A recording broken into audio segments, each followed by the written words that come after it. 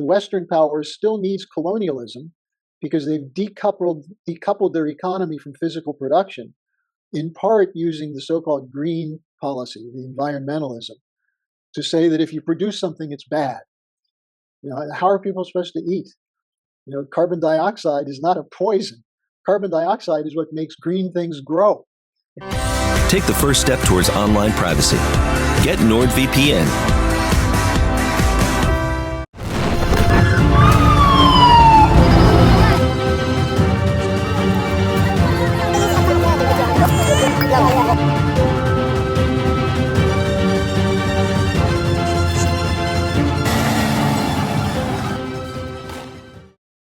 Hi, everybody. I am joined by Harley Schlanger. Harley is the president of the LaRouche organization. He lives in Germany, and we're going to be talking about something very, very critical and important that is not being covered by the mainstream media. Now, before I introduce him, please subscribe, follow me on Twitter, CryptoRichYT, join my official Telegram announcements channel. And you may not get to see the whole thing of this video on YouTube because YouTube is shadow banning me. They gave me another strike a couple of weeks ago because I said something about some medical intervention that YouTube didn't agree with. So please support my work on ODYSEE, Rumble, Podbean, and 3Speak. Links in the description below. Hey, Harley, thank you so much for making yourself available. Well, thank you for the invitation. I was very happy to hear from you, and I'm very interested in what we're going to talk about.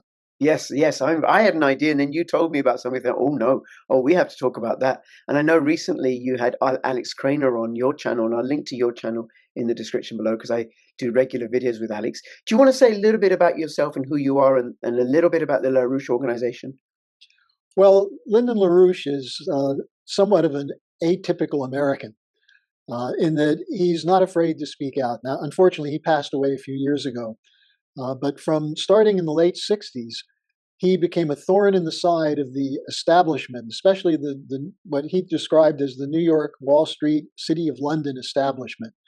And it began when Nixon broke the dollar from gold reserve. LaRouche went after that. He wrote an article, Nixon Pulls the Plug, and he warned that we would head toward a form of financialization in which the corporate cartels, and by that he means the big banks, the so-called too big to fail banks, the Black Rocks, Big Pharma, and others, would take over governments. That in a sense you would have what used to be known as corporatism. And before it was called corporatism, it was called fascism. The idea of private special interests running the government for their benefit.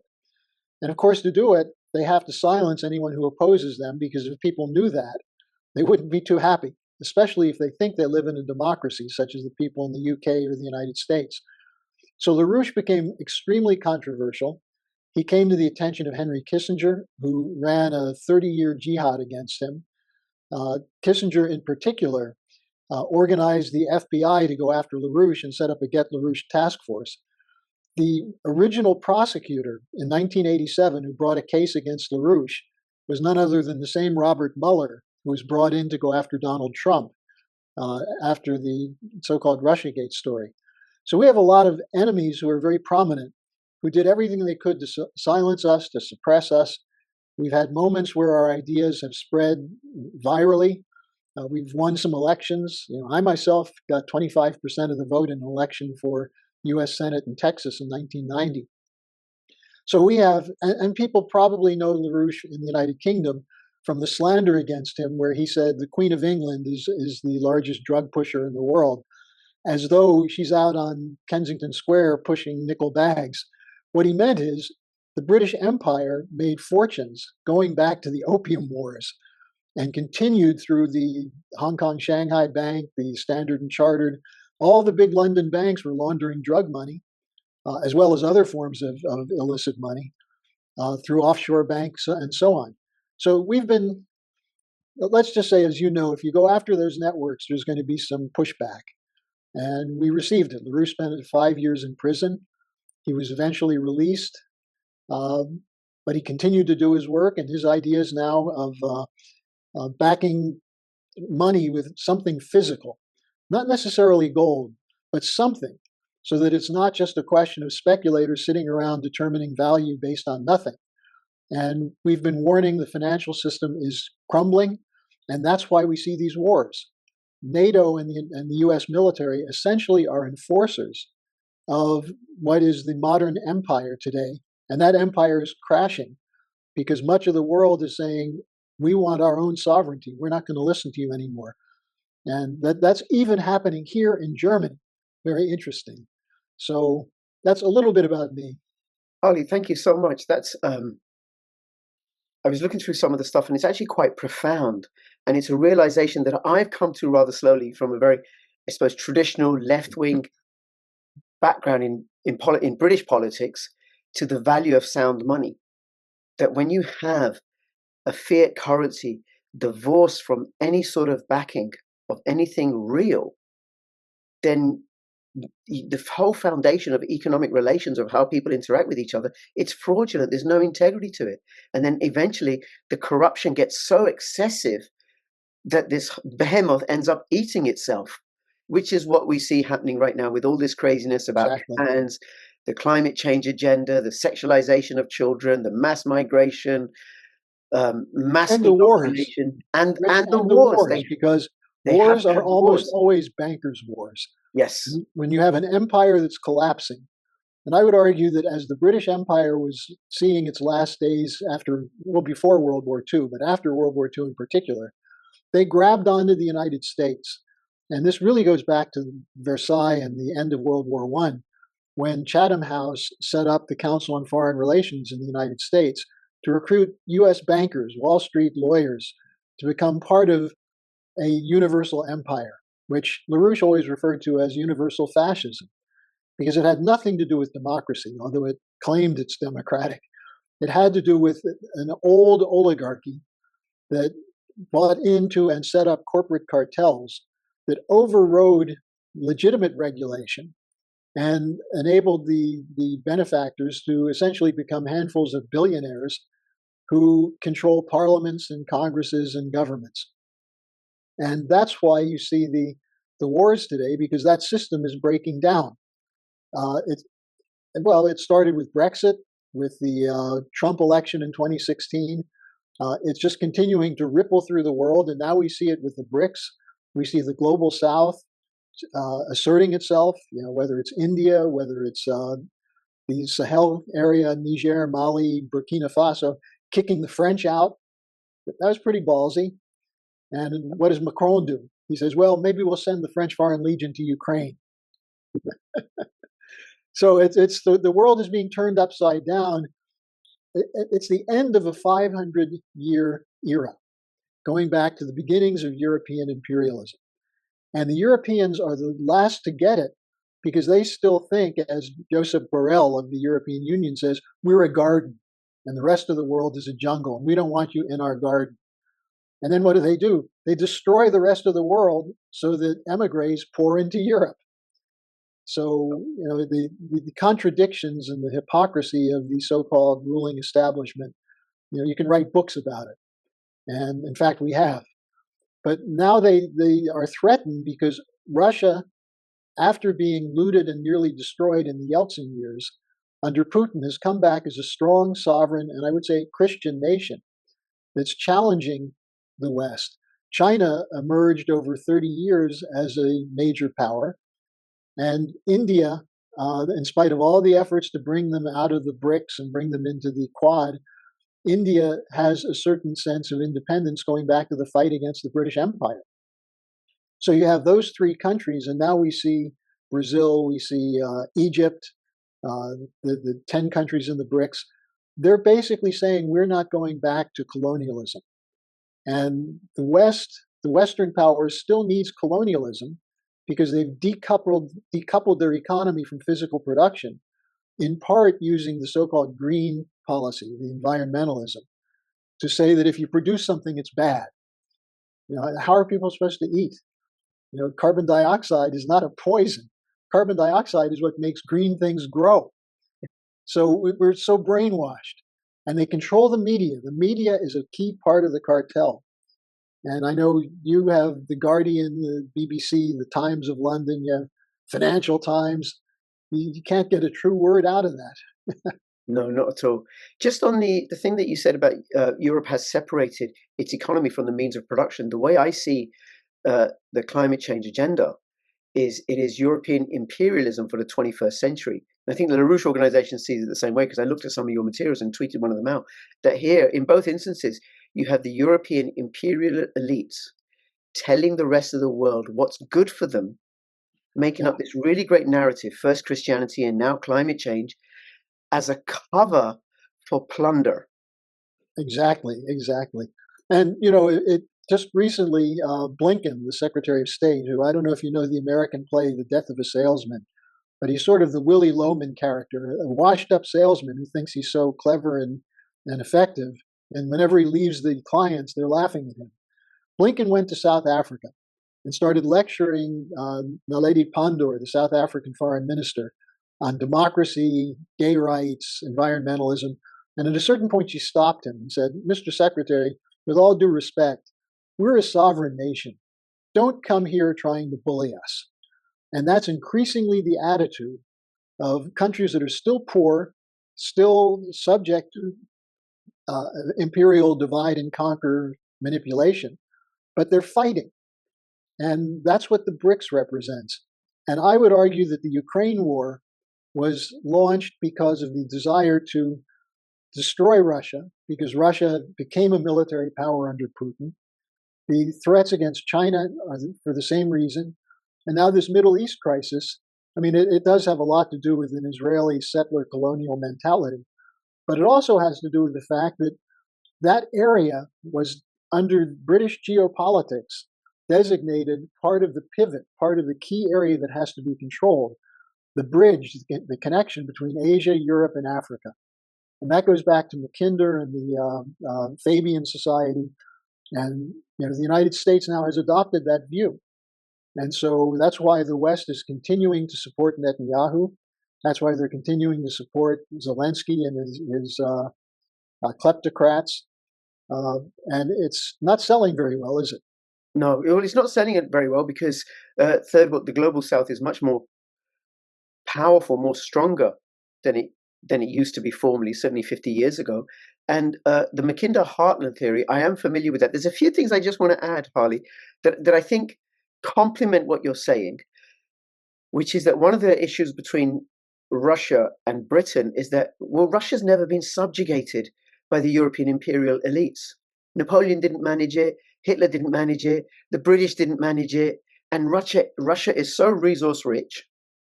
And then with regards to Israel, the way I regard it is that essentially the British planted Israel as a colonial outpost to keep the Arabs, the Muslims, fighting amongst each other, and so that they could keep plundering the oil and the gas. And one thing, as a citizen, I was born in Pakistan, one of the things I notice about the British imperial elites, whenever they leave somewhere, they always leave it in a way so there's disarray, like leaving Northern Ireland as a separate nation from the rest of the island. India, Pakistan. Yeah, India, Pakistan, Kashmir, this A bleeding great sore. game. Afghanistan. Yeah, that's right. Iran, they tried to cut Iran in three pieces. Everywhere. Look, They just leave these canker sores. The British Empire survived because it did have clever people, and clever people who had power of money and resources and weapons. And so this was something that was, you mentioned, just to go back to Mackinder, one of Mackinder's key points was that Eurasia must never be united. You must always keep Germany away from Russia, because German technology, science, engineering, and Russian raw materials, plus Russia's skilled labor, would represent a very significant threat to the British Empire. And so whether it was Soviet Russia or now Putin Russia, Christian Russia, the old Kievan Rus, it was always targeted. Now, on the Middle East, the same thing. The trigger for World War I was the Berlin to Baghdad Railroad. The fact that there was a move from Europe into the Middle East that threatened, at that time, it wasn't so much oil, it was the geography. And Mackinder was a geographer. And his main lecture on the pivot theory was given to the Royal Geographic Society. So they looked at the world in a certain way, but then they used the Ashmolean Museum at Oxford to study cultures and to figure out how to pit different groups against each other, Shia versus Sunni, the Muslims versus Christians, the clash of civilizations theory. That's the modern form of geopolitics. And some of these countries are beginning to figure it out. One of the studies I did years ago was I read the work on Kenya that was done by Brigadier General Frank Kitson. He wrote a book called Gang Counter Gang. And he wrote about how you can create counter gangs that will destroy liberation movements. In this case, the Mau Mau were fighting for Kenyan independence. So the British came in, Kitson came in and created a fake Mau Mau that raped nuns, burned churches, killed European officials, and essentially set the place on fire so that the Mau Mau were defeated. So these are the kinds of things that today it's color revolutions, regime change, assassination. But that's how the empire works. Wow. I'm reminded of Operation Gladio, the US and British and Italian intelligence service blowing up bombs in Italy in order to besmirch. Well, they were blamed on the communists to kill off that movement. Wow. Well, the murder of Enrico Mattei of ENI, who was in the early 1960s about to sign a deal, an oil gas deal with Russia. He had his plane sabotaged. You know, there's an International Assassination Bureau, which, and you mentioned Pakistan. That's who killed Bhutto. That's who killed Benazir Bhutto. That's who just overthrew Khan, because they don't want Pakistan to develop as an independent sovereign nation, and they want Pakistan fighting India, and that also plays into the India-China conflict. So everywhere you look, that's what you find. Harley, are you familiar with the concept of fractals? Concept of what? Fractals. Fractals, self-repeating patterns. So, for example, if you look at the Norwegian coast from the sky, from outer space, it's crinkly.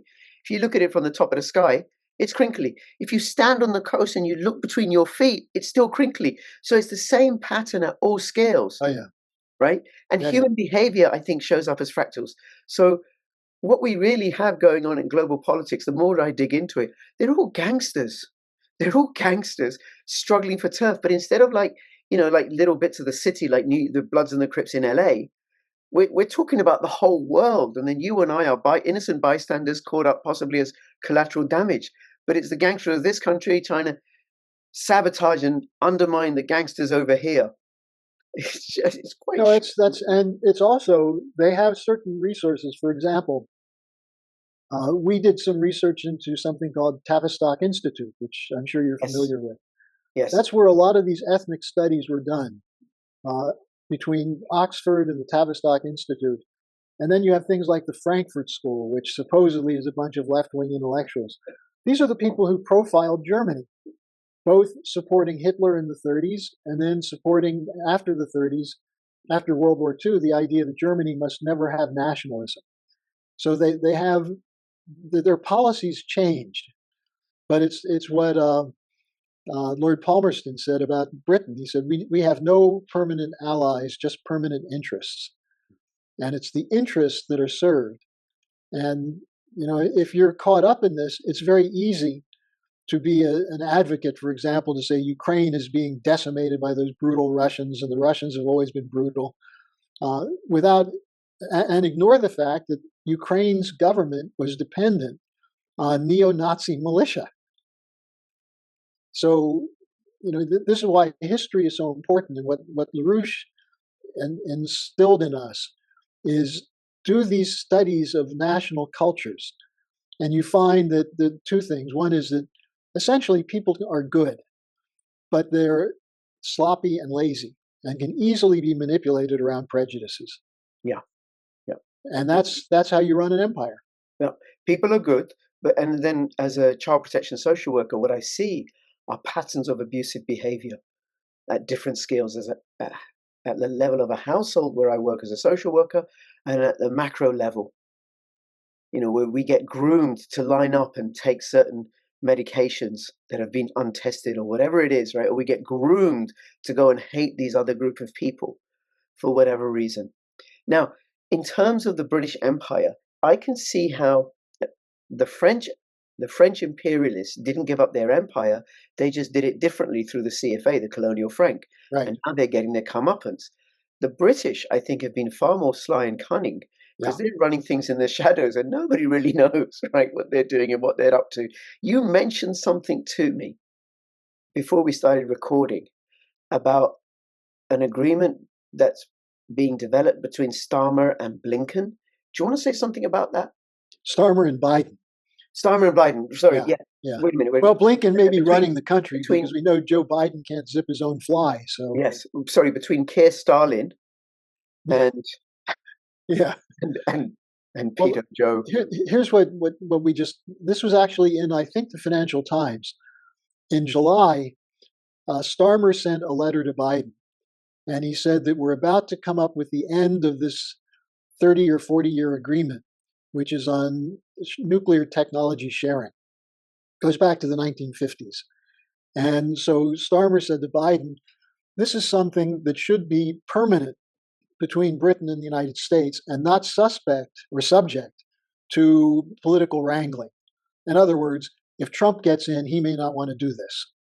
So why don't we do something before you leave to establish a permanent nuclear technology sharing arrangement, which is to the benefit of the British because the British have much less in terms of nuclear technology and nuclear weapons, but they have a lot of influence on what the United States does. So Biden 3 days later wrote back, or somebody wrote back to Starmer, saying, yes, we're going to do this, and I'm going to go to the Congress and see if I can get this through. Now, it's not a treaty, it's an agreement. So the Senate doesn't have to approve it, but they'd like to get the Senate to say it's okay, which would mean a permanent agreement for the two nations at a time in which the other thing that happened is that there was a release in the New York Times of a story of a shift in US nuclear policy away from the idea of no first use to the idea that the US must be prepared to fight 3 nuclear wars simultaneously against Russia, China, and North Korea. And we just did an interview with one of the leading nuclear experts, Dr. Ted Postal of MIT. And what Postal said is that agreement and the British-American agreement show that they are committed to preemptive nuclear strike because some of these guys believe that you can win a nuclear war. And all the talk about Putin's the one who wants a nuclear war and Putin is not defending his red lines, so we don't have to worry about it. These are the guys who are actually preparing what could be first strikes. Now, the technology is not there that they could fully disable or disarm the Russian retaliation, but that's what they're working on. And I've started to look a little bit more into Starmer. The key thing that I see with him is Tony Blair, kind of a lightweight Tony Blair, but the same basic outlook, but very corrupt. I mean, the British system, what can you say about it? Between the public school system and the House of Lords and it's really a cover for handfuls of billionaires who control the island and have everybody else either enthralled with the idea of monarchy or feeling impotent to do anything about it. And when I, as a patriotic American, watch the coronation of King Charles and see that silly throne on his, or the crown on his head that was a little too big for his head, and then knowing what I know about Charles, that he's a leading Malthusian. He's one of the leading promoters of the Green Revolution, working with the former head of the Bank of England, Mark Carney, working with the United Nations, working with the World Economic Forum to push the level of production so low that it's no longer sustainable at 8 billion people on the planet. Charles is a mass murderer, as was his father, Prince Philip. And they set up these structures to play these games to rope people in. And so you have the left-right dualism, which is, pretty much a fraudulent conception. So I think unfortunately, the British Empire lives still in the institutions in the United States, in Harvard. Just a quick word on that. Kissinger, Brzezinski, and Samuel Huntington all were students of a man named William Yandell Elliott, who was a Rhodes Scholar who professed loyalty to the British Crown and taught at Harvard for 40 years. And if you look at those three individuals, Kissinger, Brzezinski, and Huntington, they're largely responsible for the present day controllers of US foreign policy. The neocons on the one side, the Wolfowitz, Cheney, Rumsfeld, that crowd, and the Susan Rice, Samantha Power, the so-called liberal imperialists. Not so different from what you had with the Fabian Society in London. They operate through institutions. And at this point, those institutions are in trouble, but they still have the media and they still have populations that are confused. And that's why they're able to continue to stay in power. Right. But that is changing because of the rise of decentralized social media. Hence their response to clamp down on censorship so they can keep control of the narrative. But They hate that. I want to go back to this agreement between the Yeah. US and the UK. So what is it that they want to work out? And they're not calling it a treaty, but still, doesn't that fall foul of the US Constitution that the US cannot be bound? It's a very interesting point that we're trying to discover right now, because the treaties, for the US to pass a treaty, the Senate has to ratify. Now, there are certain agreements. Some of them are executive orders, like the Executive Order 12333, that set up the Iran-Contra affair and set up a whole bunch of private, public, what are called quangos, quasi-autonomous non-government organizations, like the ones who pulled off the coup in Kiev in 2014. But this agreement in particular is trying to remove any element of nuclear policy and military policy from Senate debate. This fits in with what was called originally the Great Reset. Because if you go back to when the Great Reset was first introduced, Klaus Schwab is given credit for it, but it actually was at Jackson Hole, Wyoming, at a New York Federal Reserve conference in 2019, where they laid out what the Great Reset would mean. It would mean you would have a global bankers' dictatorship that would be run in each nation by technocrats outside of the elected government officials. And the argument for that was that Congress and parliaments are too easily manipulated by the desires of their constituents. And so and in a period like this today, you can't allow that. Harley, that's such a mendacious way of phrasing it. I know you're not doing it, right? But the idea that elected representatives are manipulated by the people that they're supposed to serve. Well, that's the theory. That's the theory of the establishment. Yes. And sometimes it does happen. Look at the 2016 election.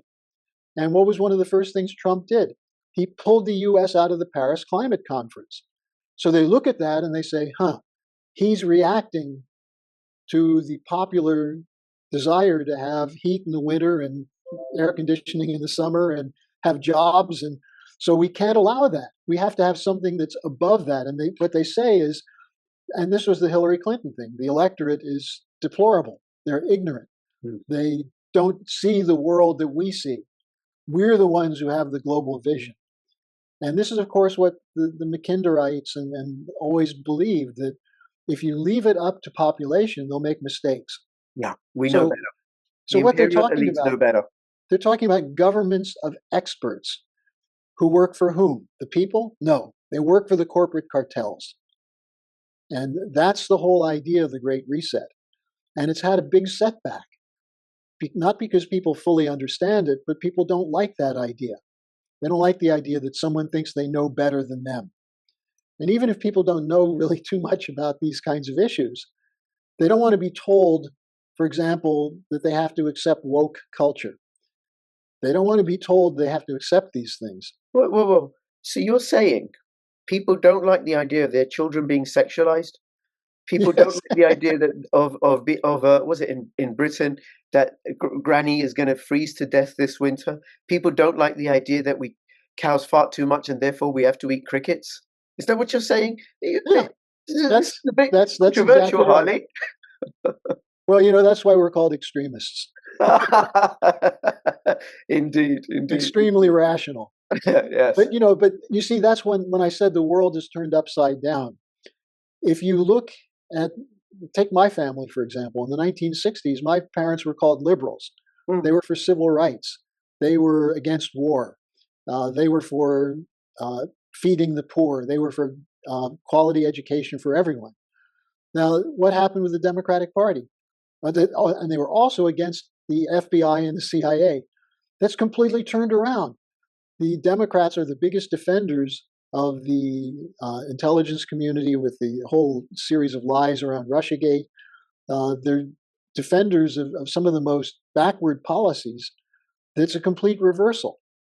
And what they're angry about is that Trump, and I'll tell you where this came from, through Roger Stone. Do you know Roger Stone? Yes. Roger was the one who came up with the strategy for the Trump election campaign in 2016.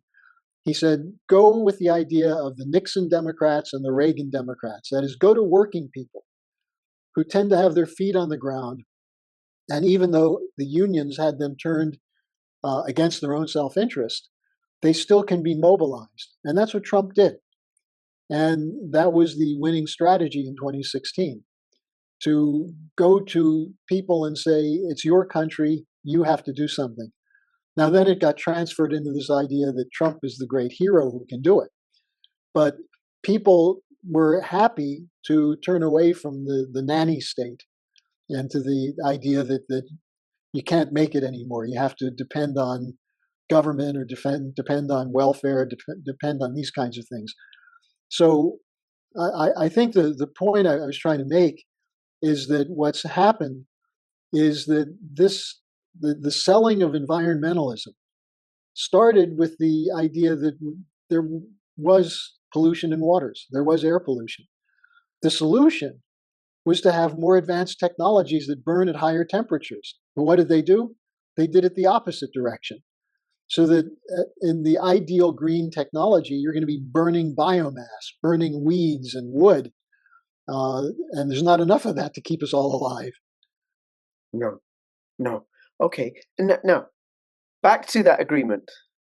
Yeah. So where is it at? What are the provisions of it? What it means is that it's between the President of the United States and whoever's the Prime Minister in Britain, that they will maintain control over every aspect of nuclear policy. And why that's important is because the Russians are pushing for new arms control agreements. And most of those arms control agreements were broken by the West. And those agreements did make us more safe. And we're much less safe without an INF agreement, without these things. And so the idea of the Biden-Starmer letter, and we haven't, the letter was, I think it was in the Financial Times that wrote about it a couple weeks ago. You can probably find some information from the Financial Times. But what they basically said is that the whole idea was to make sure that there would be no congressional oversight or control over the policy. That was the idea behind it. Oh, wow. Well, that's really, really democratic. That's like the rule of kings. Yeah. The kings will decide. Yeah. And so then it wouldn't be possible for Trump, were he elected, and were the US to maintain itself as a cohesive entity, for him to change it in any way. Yeah. And this is at the last NATO summit in July in Washington, all the talk was among the Europeans, how do we Trump-proof NATO? That is, the fear that Trump is going to come in and end the war in Ukraine, which he said he's going to do. This is what he brought in Robert F. Kennedy Jr. and Tulsi Gabbard to say that they're going to make sure this happens. Now, there are a lot of Republicans who are neocons. Mm. And by that, I mean, they get a lot of money from the military establishment. So they're still pro-war. And we saw that when the Speaker of the House initially said he wasn't going to pass the second large Biden flow of money to Ukraine, the 65 billion. And Johnson, the Speaker, did a total about-face. Yes. And what was that about? Well, the Republicans like Lindsey Graham love the money from the military establishment. And they like the idea of having someone else die for American interests. And what's Lindsey Graham saying? And this guy is a real pig. What Lindsey Graham said is that we're going to get the resources from Ukraine because Ukraine has a lot of resources. So who's running around in Ukraine now buying up everything they can? BlackRock, Vanguard, Archer Daniels Midland, the grain cartel.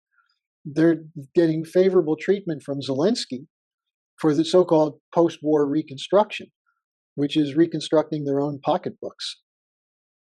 It's shocking. It's absolutely shocking how all these people are willing to sign away the lives of other people's children so that they profit from it. I joined the anti-apartheid movement when I was 18. I've been anti-war all my political adult life, really since I was 18 and got involved. And I'm now a white supremacist right winger because I'm opposed to war. I used to be opposed to war and be left wing, but now being anti-war is right wing. Well, Rich, I'm Jewish and I'm accused of being an anti-Semite. Yes, of course you are. And of course, LaRouche was one of the things they said about LaRouche, because back in the 80s, we were going after the Anti-Defamation League and AIPAC, the American Israel Public Affairs Committee, not because they were Jewish, but because they were carrying out policies which went against the interests of the United States and the people of Israel. Mm. And, I did a whole series of studies on the question of Zionism. You mentioned this earlier. The whole Zionist movement was created by the British aristocracy working with so-called Christian Zionists. The idea that when you move all the Jews back to the Middle East, then you have the Battle of Armageddon, and then the Messiah returns.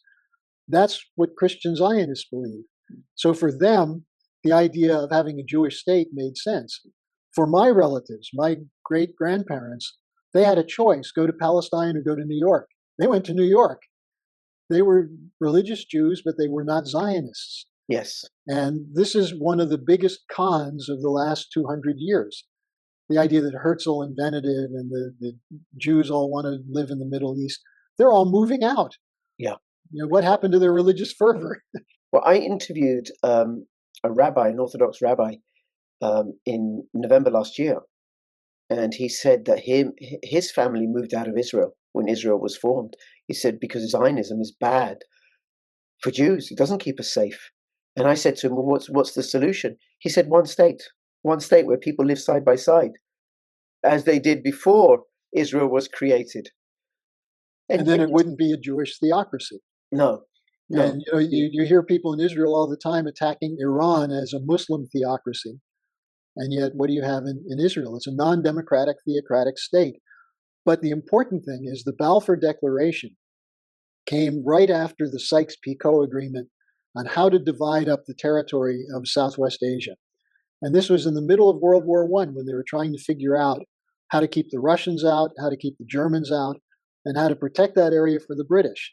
And the real fight was between the Arab Bureau in Cairo and the Indian office over which group of British aristocrats would control the Middle East.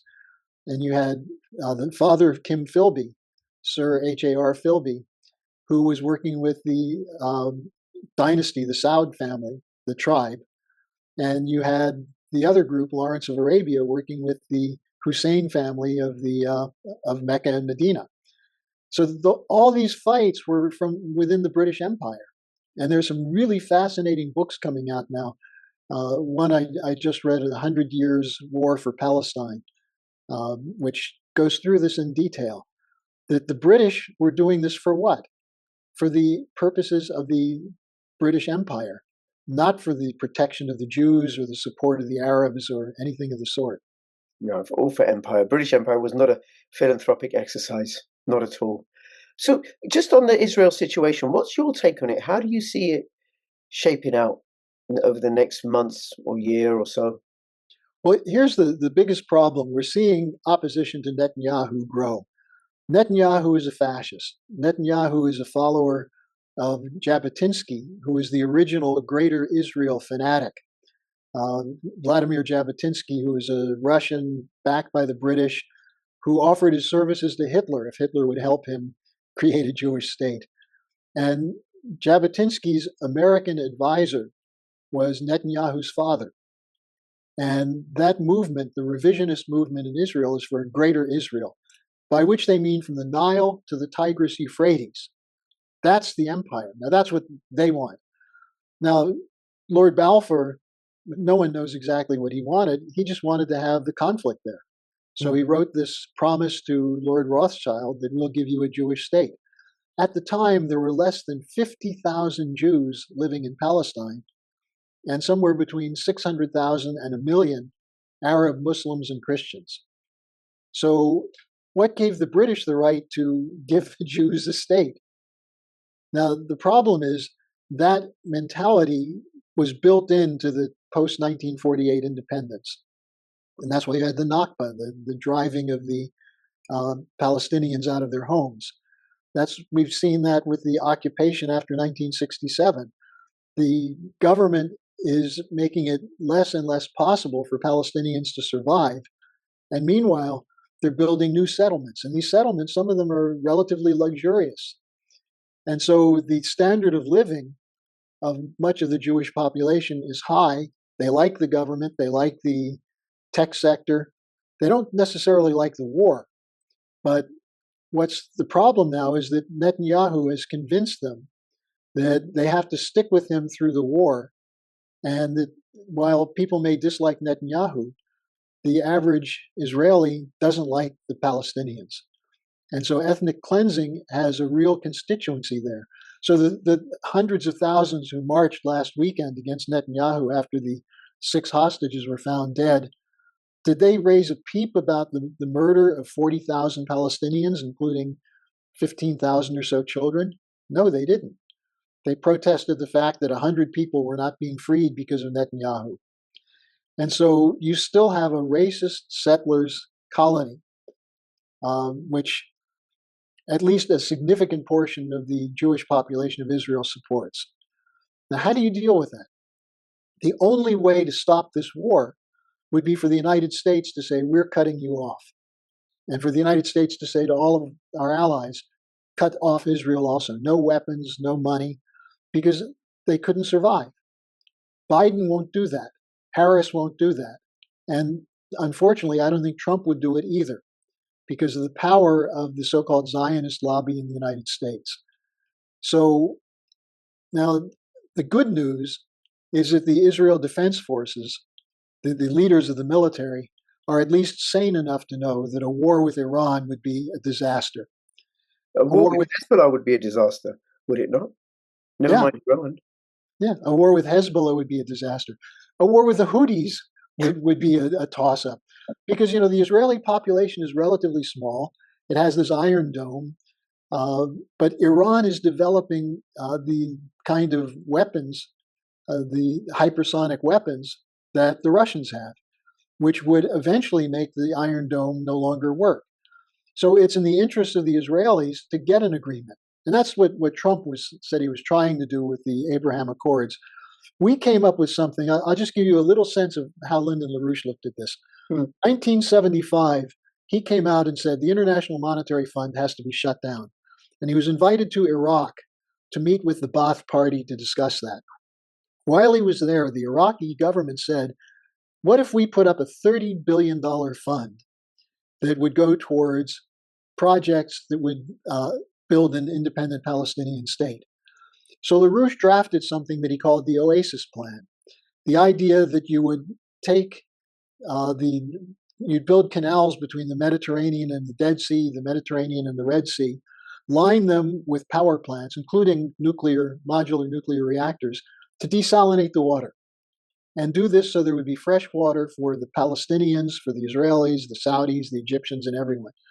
This idea became somewhat popular in sections of the Labor Party around Shimon Peres, and it was incorporated in the economic annexes of the Oslo Accord. Because the key to the Oslo Accord was they knew you couldn't get peace by just saying, let's love each other, because of the whole history from 1948 of wars. So you needed something that would be of mutual benefit. The problem was it's not clear that Rabin really intended to follow it through. Netanyahu, of course, hated it.